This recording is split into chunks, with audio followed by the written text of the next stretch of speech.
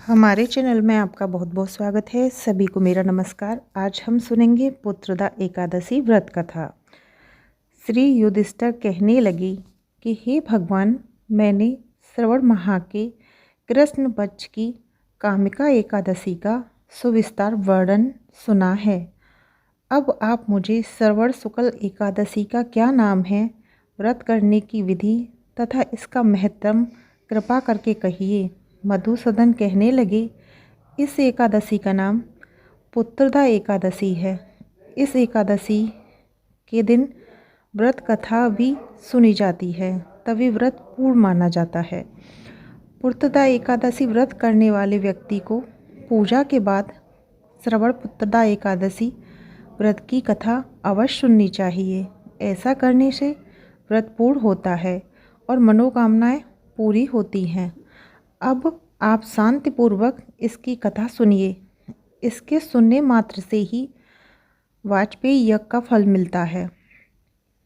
द्वापर युग के आरंभ में महिष्मती नाम की एक नगरी थी, जिसमें महिजीत नाम का एक राजा राज करता था। लेकिन पुत्रहीन होने के कारण राजा को राज्य का सुखदायक नहीं लगता था।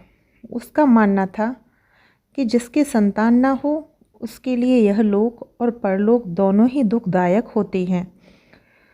पुत्र सुख की प्राप्ति के लिए राजा ने अनेक उपाय किए, परंतु राजा को पुत्र की प्राप्ति नहीं हुई। वृद्धावस्था आती देखकर राजा ने प्रजा के प्रतिनिधियों को बुलाया और कहा, हे प्रजननों, मेरे खजाने में अनन्य को उपार्जन किया हुआ धन नहीं है। न मैंने कभी देवता तथा ब्राह्मणों का धन छीना है। किसी दूसरे की धरोहर भी मैंने नहीं ली। प्रजा को पुत्र के समान पालता रहा। मैं अपराधियों को पुत्र तथा बांधवों की तरह दंड देता रहा। कभी किसी से घृणा नहीं की, सबको समान माना है। सज्जनों की सदा पूजा करता हूँ। इस प्रकार धर्मयुक्त राज करते हुए भी मेरे पुत्र नहीं हैं, सो मैं अत्यंत दुख पा रहा हूँ। इसके क्या कारण हैं?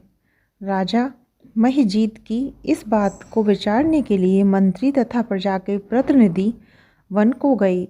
वहाँ बड़े बड़े ऋषि मुनियों के दर्शन किए।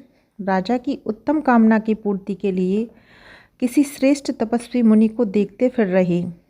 एक आश्रम में उन्होंने एक अत्यंत वयोवृद्ध धर्म के ज्ञाता, बड़े तपस्वी, परमात्मा में मन लगाए हुए, निर्हार, जितेंद्रिय, जे आत्मा, चित क्रोध, सनातन धर्म के गूढ़ तत्वों को जानने वाले, समस्त शास्त्रों के ज्ञाता महात्मा लोमेश मुनि को देखा, जिनके कल्प के व्यतीत होने पर एक रोम गिरता है। सबने जाकर ऋषि को प्रणाम किया। उन लोगों को देखकर मुनि ने पूछा कि आप लोग किस कारण से यहाँ आए हैं। निसंदेह मैं आप लोगों का हित करूँगा। मेरा जन्म केवल दूसरों के उपकार के लिए हुआ है, इसमें संदेह मत करो। लोमेश ऋषि के ऐसे वचन सुनकर सब लोग बोले, हे महर्षि, आप हमारी बात जानने में ब्रह्मा से भी अधिक समर्थ हैं, अतः हमारे इस संदेह को दूर कीजिए। महिष्मतीपुरी का धर्मात्मा राजा महिजीत प्रजा के पुत्र के समान पालन करता है, फिर भी वह पुत्रहीन होने के कारण दुखी है। उन लोगों ने आगे कहा कि हम लोग उसकी प्रजा हैं, अतः उसके दुख से हम भी दुखी हैं। आपके दर्शन से हमें पूर्ण विश्वास है कि हमारा यह संकट अवश्य दूर हो जाएगा, क्योंकि महान पुरुषों के दर्शन मात्र से अनेक कष्ट दूर हो जाते हैं। अब आप कृपा करके राजा के पुत्र होने का उपाय बतलाएं। यह वार्ता सुनकर ऋषि ने थोड़ी देर के लिए नेत्र बंद किए और राजा के पूर्व जन्म का वार्ता जानकर कहने लगे कि यह राजा पूर्व जन्म में एक निर्धन वैश्य था। निर्धन होने के कारण इसने कई बुरे कर्म किए। यहाँ एक गांव से दूसरे गांव व्यापार करने जाया करता था। एक समय श्रेष्ठ मास के शुक्ल पक्ष की द्वादशी के दिन मध्य के समय वह, जबकि वो 2 दिन से भूखा प्यासा था, एक जलाशय पर जल पीने गया। उसी स्थान पर एक तत्काल की व्याही हुई प्यासी गौ जल पी रही थी। राजा ने उस प्यासी गाय को जल पीते हुए हटा दिया और स्वयं जल पीने लगा, इसलिए राजा को यह दुख सहना पड़ रहा है।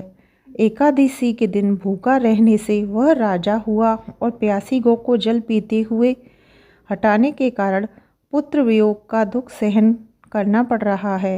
ऐसा सुनकर सब लोग कहने लगे, हे ऋषि, शास्त्रों में पापों का प्रायश्चित भी लिखा है, अतः जिस प्रकार राजा का यह पाप नष्ट हो जाए, आप ऐसा उपाय बताइए। लोमेश मुनि कहने लगे कि स्वर्ण शुक्ल पक्ष की एकादशी को, जिसे पुत्रदा एकादशी भी कहते हैं, तुम सब लोग व्रत करो और रात्रि को जागरण करो, तो इससे राजा का यह पूर्व जन्म का पाप अवश्य नष्ट हो जाएगा। साथ ही राजा को पुत्र की अवश्य प्राप्ति होगी। लोमेश ऋषि के ऐसे वचन सुनकर मंत्रियों सहित सारी प्रजा नगर को वापस लौट आई और जब श्रवण शुक्ल एकादशी आई तो ऋषि की आज्ञा अनुसार सबने पुत्रदा एकादशी का व्रत और जागरण किया। इसके पश्चात द्वादशी के दिन उसके पुण्य का फल राजा को दिया गया। उस पुण्य के प्रभाव से रानी ने गर्भ धारण किया और प्रसव काल समाप्त होने पर उसके एक बड़ा तेजस्वी पुत्र उत्पन्न हुआ। इसलिए हे राजन, इस स्वर्ण शुक्ल एकादशी का नाम पुत्रदा एकादशी पड़ा। अतः संतान सुख की इच्छा हासिल करने वाले इस व्रत को अवश्य करें। इसके महत्म को सुनने से मनुष्य सब पापों से मुक्त हो जाता है और इस लोक में संतान सुख भोग कर परक लोक में स्वर्ग को प्राप्त होता है। तो यह थी पुत्रदा एकादशी की व्रत कथा। पुत्रदा एकादशी की व्रत कथा समाप्त होती है। वीडियो पसंद आई हो तो चैनल को सब्सक्राइब करें और वीडियो को लाइक शेयर अवश्य करें। पुत्रदा एकादशी की आप सभी को बहुत बहुत शुभकामनाएं।